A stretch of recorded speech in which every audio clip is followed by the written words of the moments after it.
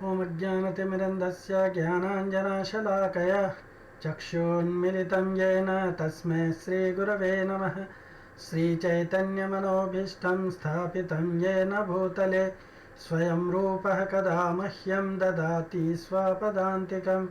वन्देऽहं श्रीगुरो श्रीयुतापदकमलं श्रीगुरून् वैष्णवांश्च श्रीरूपं साग्रजातं सहगण रघुनाथान्वितं तं सजीवं साद्वैतं सावधूतं परिजनसहितं कृष्णचैतन्यदेवं श्रीराधाकृष्णपादान् सहगण ललिता श्रीविशाखान्वितांश्च।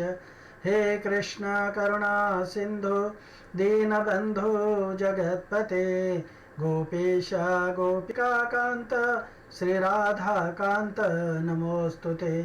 तप्तकाञ्चन गौरांगी श्रीराधे वृन्दावनेश्वरी वृषभानुसुते देवी प्रणमामि हरिप्रिये। वाञ्छाकल्पतरुभ्यश्च कृपा सिन्धुभ्यैव च पतितानां पावनेभ्यो वैष्णवेभ्यो नमो नमः। जय श्री कृष्ण चैतन्य प्रभु नित्यानंद श्री अद्वैत गदाधर श्रीवासादि गौर भक्त वृंद। हरे कृष्णा कृष्णा कृष्णा हरे हरे हरे राम राम राम हरे हरे। हरे कृष्णा। आज हम लोग ईशोपनिषद के मंत्र 4 पे चर्चा करेंगे। मंत्र इस प्रकार से है। अनेजदेकं मनसो जवीयो नैनादेव आप्नुवन् पूर्वमर्ष तद्धावतो नान्यतेति तिष्ठत् तस्मिन्नपो मातरिश्वा दधाति। इसका अनुवाद, अपने धाम में स्थिर रहते हुए भी भगवान मन से भी अधिक वेगवान हैं और अन्य समस्त दौड़ने वालों को पछाड़ सकते हैं। शक्तिशाली देवता उन तक नहीं पहुंच पाते। एक स्थान पर रहकर वे वायु तथा वर्षा की पूर्ति करने वाले देवताओं को वश में रखते हैं। वे श्रेष्ठता में सबसे आगे हैं।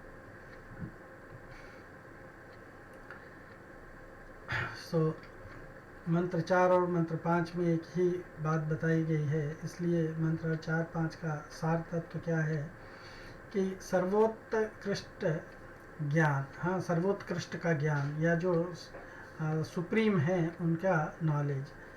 अचिंत्य भगवान को केवल महाभागवत भक्त ही जान और समझ सकता है। ये इन 2 श्लोकों में बताया गया है।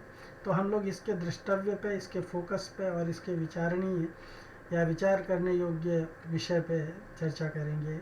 तो इसका द्रष्टव्य है भगवान को के वैयक्तिक पहलू को प्रकाशित करते हुए उन्हें अचिंत्य शक्तियों का स्वामी बताया गया है इस श्लोक में, इन 2 श्लोकों में। दूसरा, भगवान को समझना हमारी कार्यकुशलता या क्षमता द्वारा संभव नहीं है, ये इस पे हमको ध्यान रखना है। और तीसरा ध्यान रखना है, दृष्टव्य है, अहेतुकी और प्रेम पूर्वक सेवा से भगवान को प्रसन्न करके उनकी कृपा के द्वारा ही उन्हें उतना ही जाना और समझा जा सकता है जितना वे अपने बारे में बताते हैं।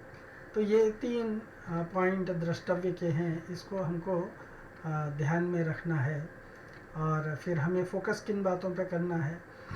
हमें फोकस करना है कि भगवत ज्ञान हमारी सीमित मनोकल्पना से परे वस्तु है, इसलिए भगवान को जानने के लिए भगवत वाणी का सहारा लें, न कि कल्पना का सहारा लें।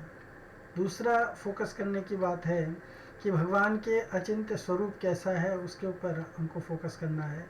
और तीसरा, जब भगवान अपने आप के बारे में बताएंगे तभी हम उन्हें जानना संभव हो सकता है। उसके बाद में चौथा फोकस का पॉइंट है कि भगवान से प्रार्थना करके ही हम उनकी अहेतुकी कृपा प्राप्त कर सकते हैं।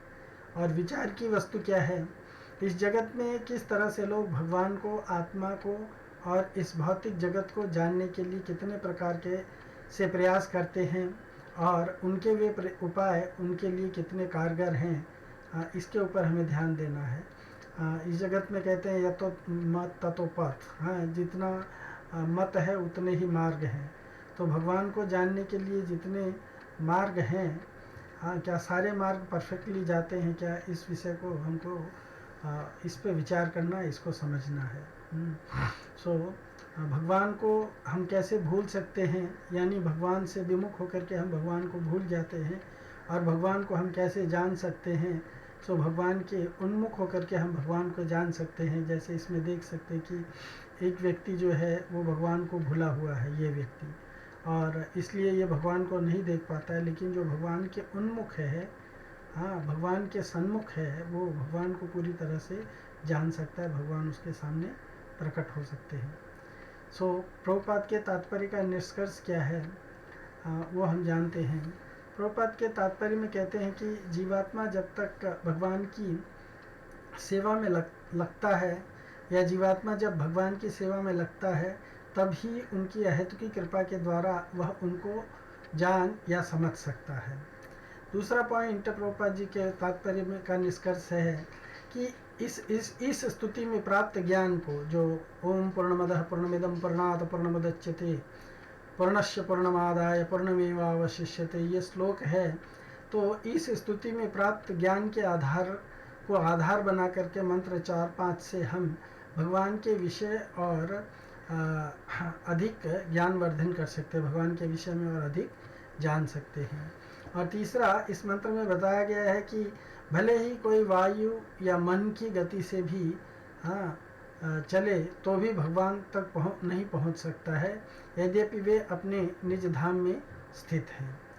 और अगला पॉइंट है, चौथा पॉइंट है प्रभुपाद के तात्पर्य का निष्कर्ष, भगवान तक पहुंचने या उन्हें जानने का एकमात्र तरीका है वे स्वयं या उनके भक्त उनके बारे में बताएं। तो जब तक भगवान स्वयं या उनके भक्त उनके बारे में नहीं बताते हैं, तब तक भगवान को जान या समझ पाना कठिन होता है। सो हमें इसमें देखना है और भी फोकस पॉइंट प्रभुपाद के तात्पर्य का पॉइंट, अचिंत्य भगवान को केवल महाभागवत भक्त ही जान समझ सकते हैं, और भगवान दिव्य गुणों के अधिष्ठान हैं। विकर्म करने वाले उनकी सत्ता को नहीं समझ सकते, क्योंकि वे सभी प्रकार की भौतिकी गणना से परे हैं, और जब तक स्वयं न बताएं उन्हें समझ पाना कठिन है। फिर प्रभुपाद के तात्पर्य का निष्कर्ष ये भी है, इस मंत्र में भगवान के वैयक्तिक पहलू पर प्रकाश डाला गया है। मनोकल्पना के द्वारा भगवान को समझ पाना संभव नहीं है। भगवान के परस्पर विरोधी गुण उनकी भगवत्ता के प्रमाण हैं, और भगवान अचिंत्य शक्तियों के स्वामी हैं। इन शक्तियों के माध्यम से वे सर्वत्र विद्यमान रहते हैं। हम इस मंत्र के संबंध में ज्ञान की चर्चा करते हैं। इस मंत्र में संबंध ज्ञान की चर्चा करते हुए यह समझाने की कोशिश की गई है कि किसी भी व्यक्ति के गुणों को जानने समझने के बाद हम उनसे संबंध बनाने का प्रयास करते हैं। यदि हम भगवान से संबंध बनाना चाहते हैं तो भगवान के गुणों को समझना पड़ेगा, परंतु वे अचिंत्य और विभु हैं। अणुतुल्य जीव अपनी क्षुद्र बुद्धि से उन्हें समझने में समर्थ नहीं है। इसलिए भगवान 10वें अध्याय में कहते हैं, तेषां सतत युक्तानां भजतां प्रीतिपूर्वकं ददामि बुद्धि योगम तम येन माम उपयन्ति ते। भगवान कहते हैं कि जो मुझे समझना चाहता है तो उसको मैं बुद्धि योग देता हूँ, पर किसको बुद्धि योग देता हूँ? जो सतत प्रीतिपूर्वक मेरी भजन क्रिया में लगा रहता है।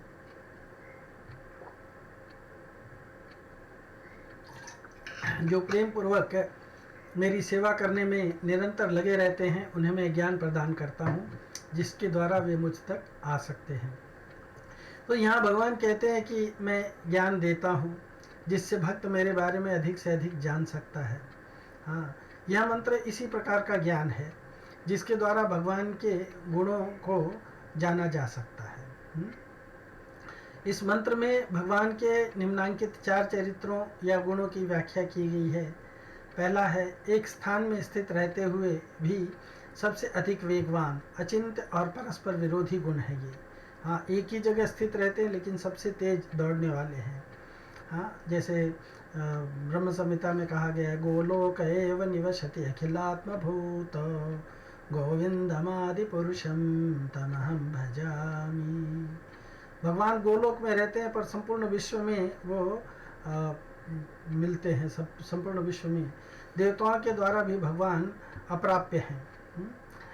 जैसे भगवद गीता के 10वें अध्याय में कहा गया है, नते विदुः स्वार्थ नते विदुः सुरगणा प्रभवम नाम हर्षय अहम आदिर ही देवानाम महर्षि नाम च सर्वस। तो भगवान देवताओं के द्वारा भी अप्राप्य हैं और एक जगह पर स्थित रह कर के भी संपूर्ण सृष्टि में नियंत्रण करते हैं। जैसे सूर्य एक स्थान पर रहते हुए भी संपूर्ण ब्रह्मांड में ऊर्जा और प्रकाश देता है। श्रेष्ठता में सबसे आगे समस्त ऐश्वर्यों के एक छत्र स्वामी भगवान हैं। ऐश्वर्य से समग्र से यशस वीर्य श्रिय ज्ञान वैराग्योश्चैव षण्णाम भगैतिंगना। तो कोई भी भगवान को पछाड़ नहीं सकता, कोई भी उनसे अधिक नहीं है। सो पैराग्राफ 1 में प्रभुपाद जी ब्रह्म संहिता 5.35 को उद्धृत करते हुए बताते हैं कि बड़े से बड़ा दार्शनिक भी मनोकल्पना के द्वारा भगवान को नहीं जान पाएगा। हाँ, पंथास्तु कोटि शतवत्सर संप्रगम्यो वायोरथापि मनसो मुनिपुंगवाना सोऽप्यस्त यत्प्रपदसिन्मि अविचिन्त्य तत्त्वे गोविन्दमादिपुरुषं तमहं भजामि। पंथास्तु कोटि शतवत्सर। हाँ, कोटि शतवत्सर मतलब हजारों करोड़ों वर्षों तक संप्रगम्य तेज गति से चलता है कोई भी। कितनी तेज गति से? वायोरपि। हाँ, वायु से भी तेज गति से। या मनसो अपि, मन के गति से भी तेज। हाँ, हम मन की गति जानते हैं। हम यहाँ बैठे हुए हैं, 1 सेकेंड से भी पहले हम अमेरिका में पहुँच सकते हैं, है ना। सो वो मन की गति कहलाती है। वायु की गति भी आप जानते हैं। सो मुनि लोग इतनी तेज गति से भी अगर चलते हैं और हजारों करोड़ों वर्षों तक चलते रहते हैं, सोप्यस्ति, तो भी वे यत् प्रपदसिन्मि अविचिन्त्य तत्त्वे। हाँ, भगवान जो अविचिंत तत्व हैं, हाँ, उनको समझ पाना उनके लिए कठिन हो जाता है। इसलिए ब्रह्मा जी कहते हैं गोविंदमादि पुरुषम तमहं भजामि। तो भगवान को समझना इतना आसान नहीं है। ब्रह्म संहिता 5.37 को उद्धृत करते हुए प्रभुपाद जी बताते हैं कि अपने निज धाम गोलोक में स्थित रहते हुए भी अपनी अचिंत्य शक्तियों के द्वारा संपूर्ण सृष्टि का नियंत्रण और रखरखाव करते हैं भगवान। गोलोक एव निवसति अखिलात्मभूत गोविंदमादिपुरुषं तमहं भजामि। भगवान जो है गोलोक में रहते हुए हैं, लेकिन अखिल आत्मा भूतों, इस भौतिक जगत में जो हर चीज में भगवान जो है कण कण में समाये हुए हैं। हाँ, और यद्यपि वो गोलोक में रहते हैं, जैसे भगवद गीता में भगवान कहते हैं हाँ कि मैं सब चीज़ों में हूँ और मैं किसी भी चीज़ में नहीं हूँ, है ना। सो भगवान सब में है, सर्वत्र हैं, पर उनको कोई देख नहीं पाता है, इसलिए भगवान को जान पाना, समझ पाना कठिन है। और विष्णु पुराण में भगवान की शक्तियों की तुलना ऊर्जा और प्रकाश से की गई है, जो अग्नि से प्रकट होती है। जैसे एक स्थान में रह कर के भी अग्नि अपनी ऊर्जा और प्रकाश से कुछ दूरी तक प्रसारित करती है, उसी प्रकार भगवान भी अपने निज धाम में स्थित रह कर के भी अपनी शक्तियों के माध्यम से सर्वत्र विद्यमान रहते हैं। यहाँ पे आग जला दीजिए तो उसका हीट जो है कुछ दूरी तक परमिएट होता है, तो जितनी उसकी कैपेसिटी होती है उतना ही वो परमिएट होता है, पर भगवान की तो अनंत कैपेसिटी है। इसलिए भगवान की शक्ति जो है, भगवान का सामर्थ्य जो है संपूर्ण जगत में परमिएटेड रहता है, जैसे सूर्य की किरणें या सूर्य की ऊर्जा परमिएटेड रहती है। फिर पैराग्राफ 2 में बताया गया है कि भगवान की अनंत शक्तियाँ हैं, जिन्हें प्रमुखतः 3 प्रकार से जाना जाता है: अंतरंगा शक्ति या चित्त शक्ति यानी संपूर्ण भौतिक सृष्टि, और बहिरंगा शक्ति, हाँ एक्चुअली ये संपूर्ण आध्यात्मिक सृष्टि है। अंतरंगा शक्ति संपूर्ण आध्यात्मिक सृष्टि है और बहिरंगा शक्ति जो है वो संपूर्ण भौतिक सृष्टि है। तो बहिरंगा शक्ति या माया शक्ति और तटस्था शक्ति यानी जीव शक्ति, यानी समस्त जीव, देवता और मानव समेत सभी जीव जो है वो भगवान की शक्तियों में से गिने जाते हैं। इनको 3 रूप से कैटेगराइज किया गया है। शास्त्र में कहते हैं कि कृष्णेर अनंत शक्ति ताते 3 प्रधान, चित शक्ति, माया शक्ति, जीव शक्ति नाम अंतरंगा बहिरंगा तटस्था कही जा रे, अंतरंगा स्वरूप शक्ति सवार ऊपरे। तो भगवान की अंतरंगा शक्ति जो है वो भगवान की सर्वश्रेष्ठ शक्तियों में से गिनी जाती है। हाँ, लेकिन इन्हीं शक्तियों को चित शक्ति, माया शक्ति और जीव शक्ति भी कहा जाता है। पैराग्राफ 3 में भगवान अपनी शक्तियों के द्वारा सर्वत्र विद्यमान हैं, उनमें और उनकी शक्तियों में कोई भेद नहीं है, इसलिए किसी को भ्रम या प्रमादवश यह निष्कर्ष नहीं निकालना चाहिए कि अपनी विभिन्न शक्तियों के रूप में भगवान विभाजित हो गए हैं और उनका अस्तित्व ही समाप्त हो गया है और वे निर्विशेष हो गए हैं। जैसे यदि हम एक कागज़ के टुकड़े को फाड़ देते हैं तो वह टुकड़ा अपना मूल आकार खो देता है। तो ये भौतिकता के धरातल पर हो सकता है, पर आध्यात्म के धरातल पर ऐसा होना असंभव है, ऐसा होना असंभव है। इसलिए ईश उपनिषद में ईश स्तुति में सबसे पहले कहा गया ओम पूर्णमदः पूर्णमिदं पूर्णात् पूर्णमुदच्यते पूर्णस्य पूर्णमादाय पूर्णमेवावशिष्यते। तो भगवान जो है यहाँ भी पूर्ण है, वहाँ भी पूर्ण है, सर्वत्र पूर्ण है, और अगर पूर्ण में से पूर्ण को आदाय कर दिया जाए तो पूर्ण ही बचता है। तो हम भौतिकता के दृष्टिकोण से अगर इसको समझने का प्रयत्न करेंगे तो ये समझ पाना असंभव है। लेकिन भगवान की जो आध्यात्मिक शक्ति है, भगवान का जो आध्यात्मिक, जैसे कहते हैं ना, हम गिनते हैं तो 1 + 1 = 2, लेकिन भगवान 1 + 1 = 11 भी हो सकते हैं। भगवान जो है, भगवान का मैथमेटिक्स दिव्य मैथमेटिक्स है, उसको हम इस भौतिक जगत में मैथमेटिक्स के समझ पाना बड़ा कठिन है। भगवान अपनी शक्तियों में विभाजित नहीं हो गए हैं, बल्कि भगवान अपनी शक्तियों में विभाजित होकर के भी वही रूप में विद्यमान रहते हैं।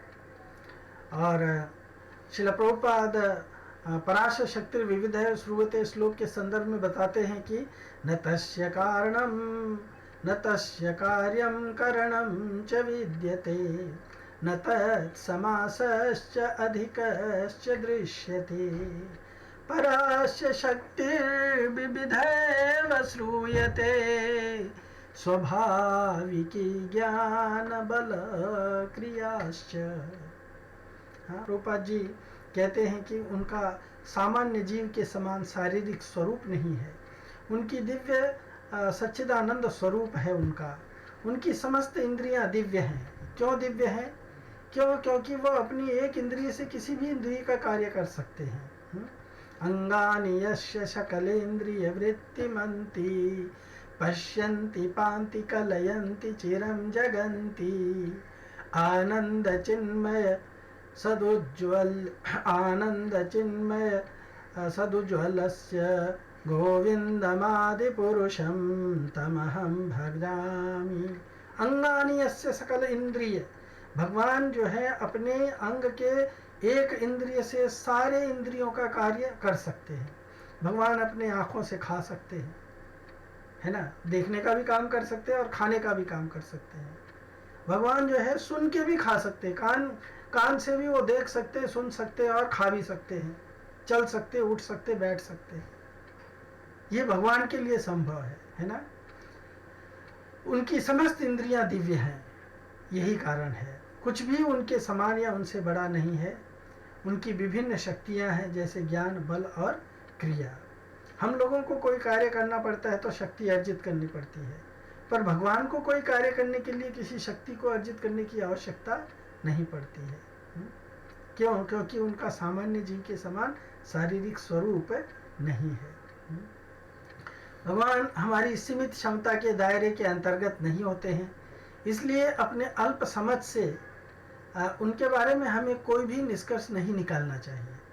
हमें ये नहीं समझना चाहिए कि ओके चलो हम बोल देते हैं कि भगवान ने ये चीज़ ठीक नहीं किया है, यानी हम ये मान लेते हैं कि हमसे ज़्यादा बुद्धि भगवान की है। हाँ, कि हम भगवान की गलतियाँ फाइंड आउट करने लग जाते हैं। ये मनुष्य का घोर अल्प बुद्धि है। इसलिए हमें इस तरह सा कोई निष्कर्ष नहीं निकालना चाहिए। हमें उपनिषदों ने जो चेतावनी दी है, हाँ, कि कोई भी अपनी सीमित शक्ति से भगवान तक नहीं पहुंच सकता है, इसको हमको समझना चाहिए और अपनी सीमित शक्ति के दायरे को समझना चाहिए, उसके अनुरूप रहना चाहिए, उसको उल्लंघन नहीं करना चाहिए। नहीं तो फिर इसीलिए ये ईशोपनिषद की आवश्यकता है हमको समझने के लिए कि भगवान के अचिंत्य दिव्य स्वरूपों को हम समझ पाना बड़ा कठिन होता है। भगवान को बड़े बड़े देवता और ऋषि भी नहीं समझ सकते, हाँ, तो असुरों के लिए यह कैसे संभव हो सकता है। न मे विदु स्वर्गणा प्रभवम नाम महर्षय अहम आदिर ही देवानाम महर्षि नाम च सर्वस। भगवान कहते हैं सारे देवताओं को, सारे महर्षि लोगों को मैंने प्रकट किया है। हाँ, वो मुझे क्या जानेंगे, वो मुझे क्या जानेंगे? क्यों? क्योंकि मैं कौन हूँ, कैसा था, क्या हूँ, क्या नहीं हूँ, जब तक मैं उनको नहीं बताऊंगा वो मेरे बारे में कुछ नहीं जान सकते हैं। क्यों? क्योंकि मैं सबका आदि सृष्टा हूँ। श्रील प्रभुपाद बताते हैं कि ईशोपनिषद का यह मंत्र यह स्पष्ट करता है कि परम सत्य एक परम दिव्य व्यक्ति है। He is a person, personality, और इसी के समर्थन में उनके विभिन्न गुणों और चरित्रों का उल्लेख किया गया है। भगवान के कौन से गुणों का उल्लेख किया गया है? हाँ, इसमें बताया गया अनेज देकम मनसो जवीयो नैन देवा आपनुवन पुनो मर्स तद्धावतो नान्यतो तिष्ठ तस्मिन अपो मातृश्वा ददाति, है ना। गुणों में यद्यपि एक होते हुए भी प्रमाण में, हाँ, क्वांटिटी में भिन्नता होने के कारण अणुतुल्य जीव के द्वारा भगवान को पूर्ण रूप से समझ पाना संभव नहीं है। और जीव जो है उनको समझने का प्रयत्न करता है ना। जीव जो है उनको समझने का प्रयत्न करता है। जैसे एक बार तमाल कृष्ण महाराज के बारे में श्रील प्रभुपाद जी कहते हैं, उनको समझाने के लिए, हमारी तुच्छ स्थिति को समझाने के लिए उनको एक बताते हैं कि किस तरह से वो कहते हैं कि ये संपूर्ण ब्रह्मांड में हमारी पृथ्वी एक राई के दाने से भी तुच्छ है, छोटी है ना, राई के दाने से भी छोटी है।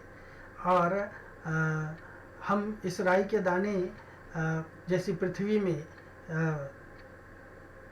जकड़े गए हैं, इसमें पकड़े हुए हैं, हम इसमें रहते हैं।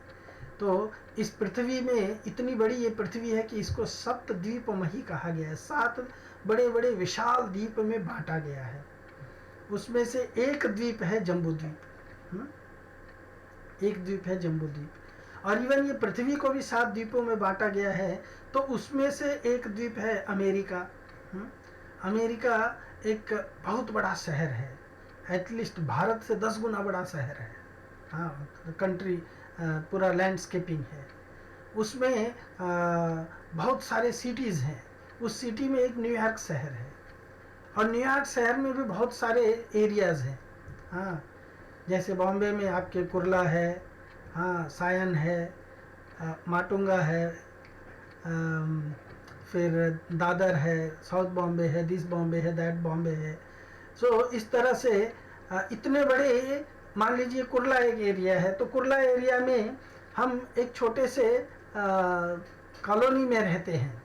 वो कॉलोनी में भी सैकड़ों बिल्डिंग है। उस बिल्डिंग में एक रूम में 10 बाई 15 के या 10 बाई या 1000 स्क्वायर फीट के रूम में हम रहते हैं, है ना। और हम सोचते हैं हम संपूर्ण ब्रह्मांड को अपने कब्जे में रखेंगे। जिन्होंने इतने बड़े सृष्टि को निर्माण किया, उनमें हम गलती ढूंढते हैं, उनमें हम गलती ढूंढते हैं। हम कहते हैं कि भगवान क्या कर लेगा, है ना। तो अणुतुल्य जीव के द्वारा भगवान को पूर्ण रूप से समझ पाना कठिन है, ये जीव को जानना चाहिए।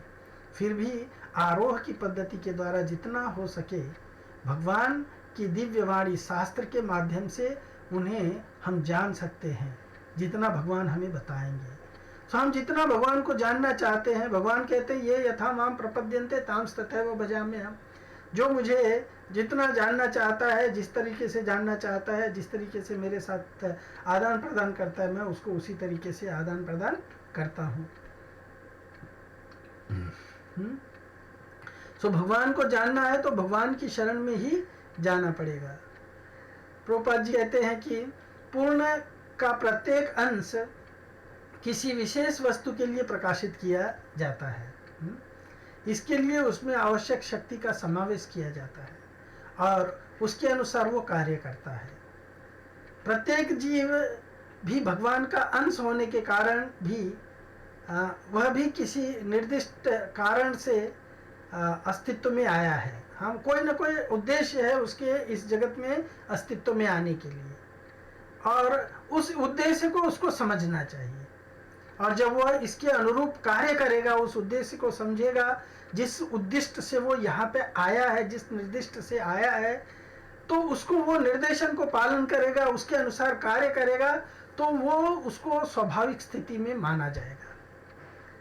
पर अगर जीव यही नहीं जाने कि वो इस भौतिक जगत में किस लिए आया है, जीव अपनी मनोकल्पना से अपने बारे में सोच लेता है कि मैं इस जगत में इसके लिए आया हूँ, ये सेंस ग्रेटिफिकेशन करने के लिए आया हूँ, वो सेंस ग्रेटिफिकेशन करने के लिए आया हूँ, और शास्त्र का उसको बिल्कुल ज्ञान ही नहीं रहता, क्योंकि शास्त्र के करीब जाता ही नहीं है।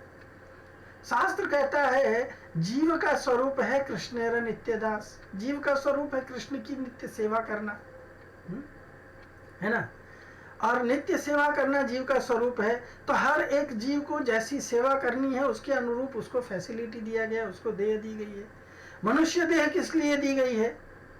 निदेह माध्यम सुलभम सुदुर्लभम प्लवम सुकल्पम गुरुकर्णधारम मया कुलेन नभस्तेरितम पुमान भवाब्धिम न तरे स आत्मा। कहते हैं भगवान कि हर एक मनुष्य को भगवान ने फैसिलिटेट किया है ये जगत में, और मनुष्य अगर उसके अनुसार कार्य नहीं करता है, हाँ, मनुष्य शरीर भगवान ने जीव को इसलिए दिया गया है कि एक सुदृढ़ नौका के समान है। इस सुदृढ़ शरीर को पाकर के जीव जो है जन्म मृत्यु के समुद्र से अपने आप को पार उतार सकता है। लेकिन जीव जो है ये शरीर को पाकर के वो सोचता है ये मेरे सेंस ग्रेटिफिकेशन के लिए दिया गया है, और ये गलत धारणा से वो सेंस ग्रेटिफिकेशन के चक्कर में फंस करके अपने वास्तविकता को भूल जाता है और फिर इस जन्म में फंस जाता है। परंतु जब तक वह भगवान की बहिरंगा शक्ति के सानिध्य में आ जाता है तो विशिष्ट हेतु को भूल करके उल जलूल करने लगता है। उल जलूल करने लगता है मतलब वो समझ ही नहीं पाता है कि वो क्या कर रहा है, उसको जो नहीं करना चाहिए उसी को वो अच्छा मानता है। तो इस तरह से जीव यहाँ पे आकर के भटक जाता है, और कभी कभी वह भगवान की अंतरंगा शक्ति के संपर्क में आ जाता है, भक्तों की कृपा से, भगवान की कृपा से, और ईशावास्यम की संकल्पना को समझ करके इसके अनुरूप कार्य करता है। कृष्ण भावनामृत की संकल्पना को समझ करके तो अपनी स्वाभाविक चेतना को वो पुनः प्राप्त कर लेता है, और जब अपनी स्वाभाविक चेतना को प्राप्त कर लेता है तो वो अपने जीवन के लक्ष्य को आसानी से पा सकता है। हमारी सारी शक्तियाँ, प्रभुपाद जी 7वें पैराग्राफ में लिखते हैं कि हमारी सारी शक्तियाँ भगवान से प्राप्त होती हैं, इसलिए हमें अपनी समस्त शक्तियों को भगवान की संतुष्टि के कार्य में लगा देना चाहिए। हमको मालूम होना चाहिए कि हमारी शक्तियाँ कहाँ से आई हैं, क्यों आई हैं, और इन शक्तियों के माध्यम से हमें क्या करना है। तो इसलिए हमें अपनी संपूर्ण शक्तियों को भगवान की सेवा में लगा देना चाहिए। हाँ, भगवान की सेवा में लगा देना चाहिए और इस तरह से अपने जीवन का संचालन करना चाहिए। हाँ, भगवान विनीत भाव से ऐसी सेवाओं की मनोवृत्ति करने वाले के द्वारा जाने जा सकते हैं। तो जो इस तरह से जो नम्रता से भगवान की सेवा में लगा रहेगा विनीत भाव से, तो और ऐसी तरह से भगवान की सेवा करने वाले व्यक्ति के द्वारा भगवान उसके द्वारा जाने जा सकते हैं, भगवान अपने बारे में उसी को बता सकते हैं। इसी प्रकार हम भगवान को पूर्ण रूप से जान सकते हैं, दूसरा कोई तरीका नहीं है। ये ईशोपनिषद कहता है। तो इस मंत्र का निष्कर्ष ये है कि अचिंत्य भगवान दूर हो या पास हो, हाँ, अपने भक्तों को ही भक्तों को ही अपने बारे में बतलाते हैं खास। हाँ, अचिंत्य भगवान दूर हो या पास, अपने भक्तों को ही अपने बारे में बतलाते हैं खास, बाकी और किसी को अपने बारे में भगवान नहीं बताते हैं। हरे कृष्णा। धन्यवाद, आपका बहुत बहुत धन्यवाद। ये चौथे मंत्र का निष्कर्ष था और हम लोग अब अगले लेक्चर में 5वें मंत्र के बारे में चर्चा करेंगे। तब तक के लिए Hare Krishna. Thank you so much.